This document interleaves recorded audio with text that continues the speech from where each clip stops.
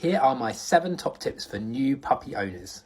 Number 1, take plenty of time to research what kind of dog is going to be most suitable for you and your lifestyle, and even consider talking to your vet about it before making any final decisions.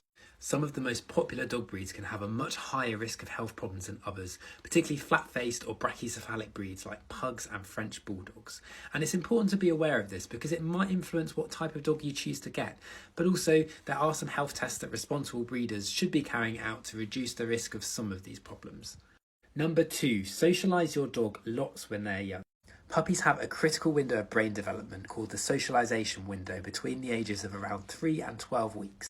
During this time, it's important to expose them to a variety of other dogs of different sizes and breeds, but also children, strangers, different sights and sounds like traffic and vet practices.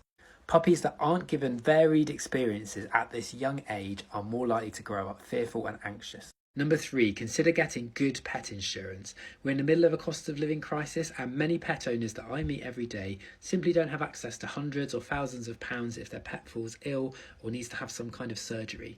Pet insurance gives peace of mind should the unexpected happen. Number 4, get them used to a toothbrush.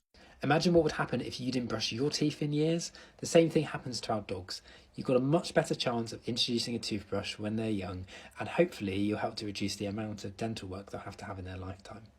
Number 5, feeding a puppy an inappropriate diet, particularly a home-cooked one that isn't balanced, can have a negative impact on their bone growth and their general health.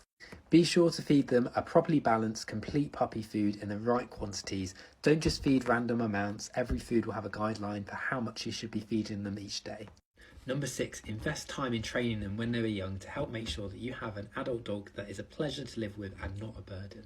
Obedience classes are a must, particularly if you have a large or giant breed dog that could easily turn into an out-of-control adult without the proper training.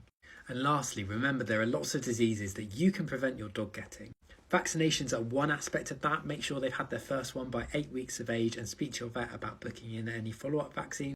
But also talk to your vet about what parasite prevention is recommended for your dog to prevent things like worms, lungworm, fleas and ticks. The risk of some of these parasites will vary depending on your dog's age and even what area you live in. For more useful tips, or if you have any questions for me, do sign up to the free puppy parenting classes I'll be helping to run with Admiral Insurance and Burns Pet Food. You can do so via the link in my bio.